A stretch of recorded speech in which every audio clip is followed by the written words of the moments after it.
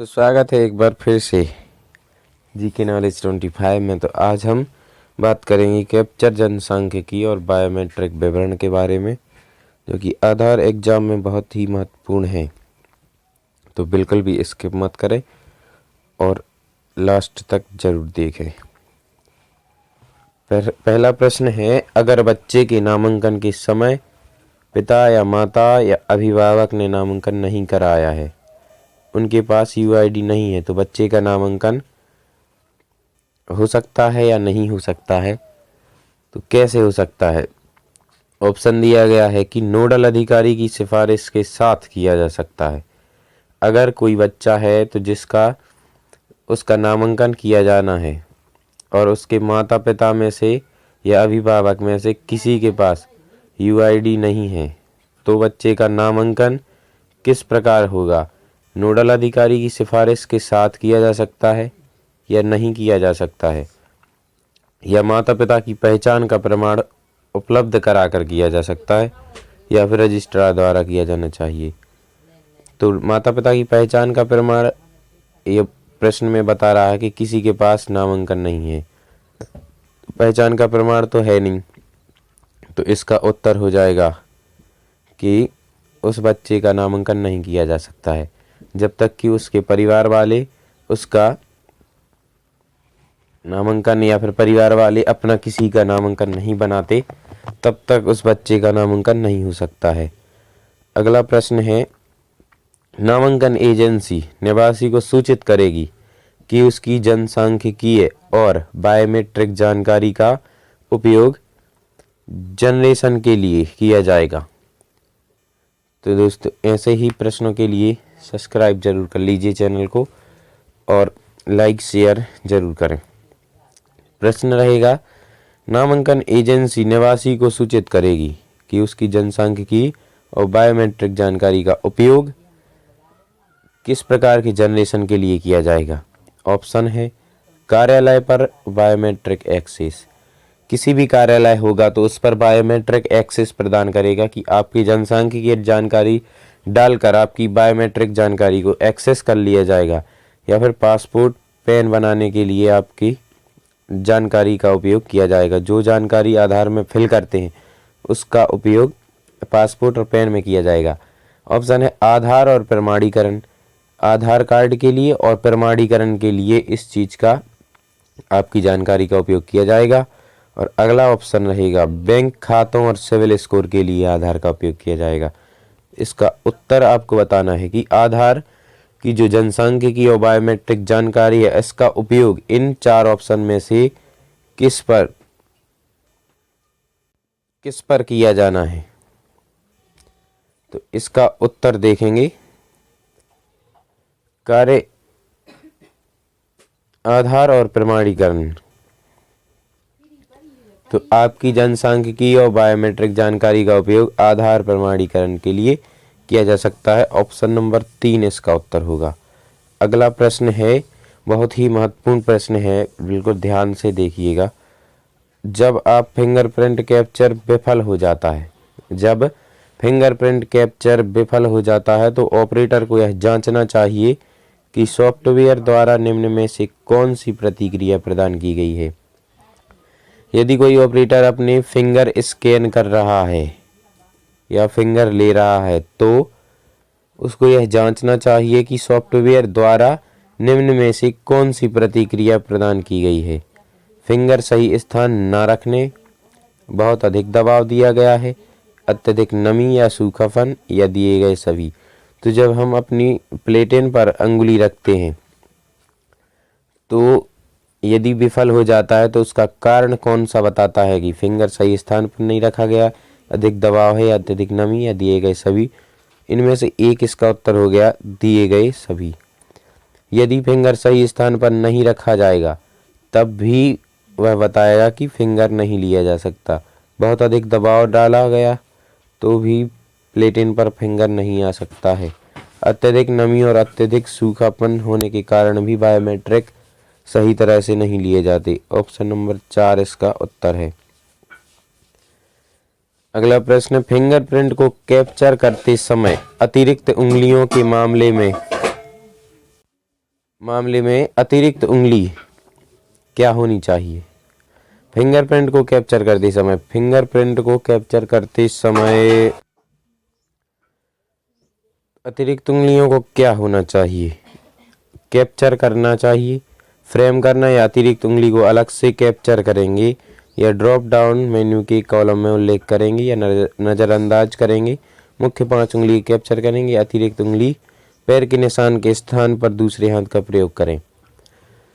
तो यदि अतिरिक्त उंगलियां होंगी किसी व्यक्ति की, तो इनमें से कौन सा ऑप्शन उसके लिए होगा कि उंगली का निशान लिया जाएगा या फिर उन्हीं 5 उंगलियों का निशान लिया जाएगा? तो इसका उत्तर होगा कि अगर 5वीं से 6वीं उंगली है तो उसको नज़रअंदाज करेंगे, मुख्य 5 उंगलियां कैप्चर करेंगे। बढ़ते हैं अगले प्रश्न की तरफ। निम्नलिखित में से कौन सा व्यक्ति संस्था एक रजिस्ट्रार बनने के लिए योग्य है? निम्नलिखित में से कौन सा एक व्यक्ति है या संस्था एक रजिस्ट्रार बनने के लिए योग्य है? कोई भी व्यक्ति है जो रजिस्ट्रार बन सकता है क्या? या कोई भी केंद्रीय सरकार के अंतर्गत संस्था, या राज्य सरकार, या भारत का कोई भी नागरिक जो एक व्यवसाय चलाने में सक्षम हो? इसमें से कौन है जो एक रजिस्ट्रार बनने के योग्य है? इसका उत्तर होगा कोई भी केंद्रीय सरकार के अंतर्गत संस्था, मंत्रालय या राज्य सरकार है वही रजिस्ट्रार बन सकता है। इसका उत्तर होगा ऑप्शन नंबर 2। अगला प्रश्न होगा, इनमें से किसे रजिस्ट्रार द्वारा नहीं किया जाना चाहिए? किस चीज को है रजिस्ट्रार द्वारा नहीं किया जाना चाहिए?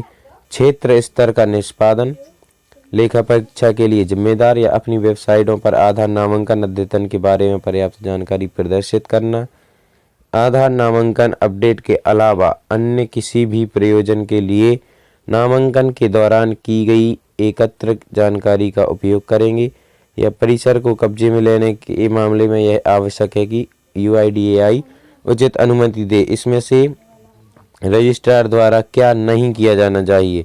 इसका उत्तर है आधार नामांकन अपडेट के अलावा अन्य किसी भी प्रयोजन के मामले में एकत्र की गई जानकारी का उपयोग नहीं करना चाहिए। तो इसका उत्तर होगा ऑप्शन नंबर 3 कि रजिस्ट्रार अपने आधार की जानकारी किसी और अन्य जानकारी के मामले में उपयोग नहीं करेंगे। अगला प्रश्न है, आधार नामांकन अपडेट के लिए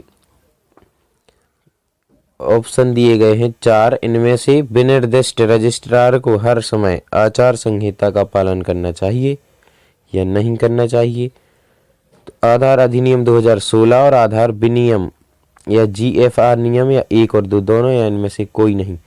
किस चीज का पालन करना चाहिए जो कि किसी भी संहिता में विनिर्दिष्ट होगा? इसका उत्तर होगा कि आधार अधिनियम 2016 के अंतर्गत जो भी होगा नियम, उसका आचार संहिता का पालन करना होगा। ऑप्शन नंबर 1 इसका उत्तर होगा। अगला प्रश्न होगा, एजेंसियों के आवेदनों के मूल्यांकन करने के लिए निम्नलिखित में से कौन सा जिम्मेदार है? योग्य एजेंसियों को नामांकन एजेंसियों EA के रूप में सूचीबद्ध करता है, एनरोलमेंट एजेंसी के रूप में। तो एजेंसियों के आवेदन के मूल्यांकन करने के लिए जब कोई भी एजेंसी नामांकन एजेंसी बनने जाती है तो उस आवेदन करती है, तो इसके आवेदन के लिए कौन जिम्मेदार रहता है और सूचीबद्ध करता है? केंद्रीय सरकार, या रजिस्ट्रार, या UIDAI, या फिर 1 और 2 दोनों, या UIDAI? इनमें से कौन सा ऑप्शन सही है? इसका उत्तर होगा रजिस्ट्रार और UIDAI बता सकता है कि आप नामांकन एजेंसी के रूप में काम कर सकते हो या सूचीबद्ध कर सकते हो। ऑप्शन नंबर 2 इसका सही जवाब रहेगा। अगला प्रश्न, रजिस्ट्रार की मूल जिम्मेदारी क्या है? जो रजिस्ट्रार होते हैं उसकी मूल जिम्मेदारी क्या है? आधार अधिनियम 2016 और आधार अधिनियम का पालन, एनरोलिंग एजेंसी को किराए पर लें, संलग्न करें, कामकाज को मॉनिटर करें, या सुनिश्चित करें कि क्या नामांकन अद्यतन संचालन करने के लिए उनके द्वारा नियोजित या नियुक्त कोई भी नामांकन एजेंसी व्यक्ति प्रमाणित है, या ऊपर के सभी? रजिस्ट्रार का काम बताना है, तो ऊपर के सभी ये तीनों काम रजिस्ट्रार कर सकता है। और करता है उसकी मूल जिम्मेदारी है, ये दायित्व है उसकी। ऑप्शन नंबर 4 इसका सही जवाब होगा। अगला प्रश्न, कौन सा व्यक्ति या संस्था निम्नलिखित में से बीच एक नामांकन एजेंसी बनने के लिए पात्र है? कौन सा ऐसा व्यक्ति है जो संस्था है निम्नलिखित में से बीच एक नामांकन एजेंसी बनने के लिए पात्र है? इनमें से ऐसा कौन सा व्यक्ति है जो नामांकन एजेंसी बन सकता है? कोई भी व्यक्ति जो रजिस्ट्रार UIDAI द्वारा निर्दिष्ट RFE में नामांकन एजेंसी के लिए उल्लिखित शर्त को पूरा करता है। ऑप्शन नंबर 2, कोई भी व्यक्ति जो एक व्यवसाय चलाने में सक्षम है, या फिर कोई भी प्रमाणित ऑपरेटर पर्यवेक्षक, या कोई भी व्यक्ति जिसके पास नामांकन अद्यतन डिवाइस है। नामांकन एजेंसी बनने के लिए पात्रता क्या होती है? तो कोई भी व्यक्ति जो रजिस्ट्रार UIDAI द्वारा निर्दिष्ट RFE में नामांकन एजेंसी के लिए उल्लिखित शर्तों को पूरा करता है, वही व्यक्ति नामांकन एजेंसी बन सकता है। प्रश्न क्रमांक ऑप्शन नंबर 1 इसका उत्तर है। अगला प्रश्न, निम्नलिखित मानदंडों में से किस व्यक्ति को एक पर्यवेक्षक की भूमिका के लिए योग्य होने के लिए अर्हता प्राप्त करना चाहिए? निम्नलिखित मानदंडों में से किस व्यक्ति को पर्यवेक्षक यानी सुपरवाइजर की भूमिका के लिए क्या अर्हता होनी चाहिए? उम्र 18 वर्ष या उससे ऊपर, या 10+2 पास होना चाहिए, या आधार नंबर होना चाहिए, या एक परीक्षण एजेंसी से पर्यवेक्षक प्रमाण पत्र प्राप्त किया, या फिर बेसिक कंप्यूटर। तो इसमें से क्या चीज़ होनी चाहिए एक सुपरवाइजर के लिए? इसका उत्तर पहला, दूसरा, तीसरा और चौथा होगा कि उसे 18 वर्ष का होना चाहिए और 10+2 यानी 12वीं पास होना चाहिए, और आधार नंबर और एक प्रमाण पत्र भी होना चाहिए, तब वह सुपरवाइजर बनेगा। तो इसका ऑप्शन होगा, इसका ऑप्शन 3 नंबर सही होगा। EA पर्यवेक्षक के रूप में उसकी या उसके भूमिका शुरू करने से पहले निम्न में से एक व्यक्ति को क्या प्राप्त होना चाहिए? कंप्यूटर शिक्षा में मूल बातों की जानकारी का प्रमाण पत्र, या स्नातक, या स्थानीय भाषा कीबोर्ड लिप्यंतरण में सहज, या फिर दिए गए क्षेत्र में से प्रमुख व्यक्ति होना चाहिए। अब पर्यवेक्षक के रूप में उसे क्या प्राप्त होना चाहिए? तो पर्यवेक्षक के रूप में स्थानीय भाषा कीबोर्ड लिप्यंतरण में सहज होना चाहिए और वह पर्यवेक्षक बन सकता है। निम्न में से कौन नामांकन केंद्र में परीक्षण आधार ग्राहक के साथ लैपटॉप डेस्कटॉप की स्थापना के लिए जिम्मेदार है? निम्न में से कौन है जो नामांकन केंद्र में परीक्षण आधार ग्राहक के साथ लैपटॉप डेस्कटॉप की स्थापना के लिए जिम्मेदार होता है? कोई भी नामांकन केंद्र खोलता है तो उसके लैपटॉप की स्थापना या डेस्कटॉप की स्थापना के लिए जिम्मेदारी कौन लेता है? तो इसका उत्तर होगा प्राधिकरण, या रजिस्ट्रार, या पर्यवेक्षक, या IT तकनीशियन। तो इनमें से कौन जिम्मेदार है वहाँ पे डेस्कटॉप या लैपटॉप जो भी सुविधाएं हैं उसके उपलब्ध कराने के लिए? इसका उत्तर होगा ऑपरेटर पर्यवेक्षक। ऑपरेटर पर्यवेक्षक ही हैं जो वहाँ पे जिम्मेदार होगा। पर्यवेक्षक को नामांकन एजेंसी के पास आवश्यक दस्तावेजों के साथ अपना बोर्डिंग फॉर्म जमा कराना होगा, जो बाद में इस फॉर्म को सत्यापन के लिए संबंधित किसी भी प्राधिकरण क्षेत्र के कार्यालय, ये सत्यापन अधिकारी, या एक और पर्यवेक्षक या रजिस्टर कार्यालय को प्रस्तुत करता है। इनमें से किसको प्रस्तुत करता है? बोर्डिंग फॉर्म कहाँ पे जमा कराना होता है और इस फॉर्म को सत्यापन कौन करता है? इसका उत्तर है प्राधिकरण के क्षेत्रीय कार्यालय, जो कि UIDAI का प्राधिकृत क्षेत्रीय कार्यालय होता है, वह इसको सत्यापित करता है। अगला प्रश्न है, निम्नलिखित में से कौन सा ऑपरेटर पर्यवेक्षक ऑनबोर्डिंग के दौरान नामांकित उपयोगकर्ता के रूप में विचार योग्य है? एक उपयोगकर्ता जो अन्य निवासियों का परिचय कराता है। POI POA को प्रस्तुत नहीं कर सकती, तो वह हो गया जो कि निवासियों का परिचय कराता है, तो वह परिचयकर्ता कहलाता है। दूसरा ऑप्शन, एक उपयोगकर्ता जो नामांकन प्रपत्र भरता है आधार पाने के लिए। ये उपयोगकर्ता जो आधार नामांकन पाने के लिए नामांकन केंद्र में उपस्थित है। ऑपरेटर सुपरवाइजर जिसका बायोमेट्रिक सत्यापन सफलतापूर्वक पूरा हो चुका है, नामांकन क्लाइंट में संग्रहित है। तो प्रश्न पूछ रहा है कि निम्नलिखित में कौन सा ऑपरेटर पर्यवेक्षक अनबोर्डिंग के दौरान नामांकित उपयोगकर्ता के रूप में विचार योग्य है। तो इसका उत्तर क्या होगा? जिसका बायोमेट्रिक सत्यापन सफलतापूर्वक पूरा हो चुका है और नामांकन क्लाइंट में संग्रहित हो सकता है, वह है इसके लिए विचार योग्य। ऑप्शन नंबर 4 इसका उत्तर होगा। अगला प्रश्न है, परिचयकर्ता आधारित नामांकन के मामले में दी गई कौन सी अतिरिक्त जानकारी को एकत्र करना चाहिए? कौन सी जानकारी है जिसको एकत्र करना चाहिए? परिचयकर्ता के हस्ताक्षर या परिचयकर्ता का अंगूठे का निशान या परिचयकर्ता की आधार संख्या। अगर परिचयकर्ता के आधारित नामांकन है तो इनमें से कौन सी जानकारी एकत्र करनी चाहिए परिचयकर्ता की? तो हस्ताक्षर, अंगूठे का निशान और आधार संख्या। तो ऑप्शन दिए गए हैं केवल 1 या 2 या 2 और 3 या फिर दिए गए सभी। इसका उत्तर होगा कि दिए गए सभी विकल्प है, यानी ये तीनों विकल्प परिचयकर्ता आधारित नामांकन में महत्वपूर्ण है। अगला प्रश्न, नामांकन केंद्र के प्रबंधन का हिस्सा होने के नाते निम्न में से एक पर्यवेक्षक को क्या करना चाहिए? आधार क्लाइंट पर हर नामांकन पर साइन आउट करेगा या नए निवासियों जिन्होंने कभी नामांकन नहीं किया है उनका नामांकन सुनिश्चित करने के लिए आधार सुविधा खोजेंगे, या फिर सुनिश्चित करें कि प्रत्येक आधार नामांकन अद्यतन के बाद ऑपरेटर अपनी बायोमेट्रिक पुष्टि प्रदान करता है, या दिए गए सभी विकल्प। इनमें से उत्तर क्या होगा कि पर्यवेक्षक को क्या करना चाहिए? तो दिए गए सभी विकल्प, इनमें से सभी चीज़ों की सभी कार्य उनको करना चाहिए जो कि एक पर्यवेक्षक है, सुपरवाइजर। पर्यवेक्षक यह भी सुनिश्चित करता है कि नामांकन स्टेशन में प्रत्येक दिनों में कम से कम एक बार समकालिक हो। नामांकन स्टेशन एक बार समकालित हो। कितने दिनों के अंदर? 10 दिन के, 15 दिन, 20 दिन या महीना? तो इसका उत्तर होगा कि प्रत्येक 10 दिन के अंतर्गत एक बार समकालिक जरूर होना होगा। पर्यवेक्षक को निम्नलिखित में से कौन सा बैकअप सिंक डेटा भेजने के लिए सुनिश्चित करना चाहिए?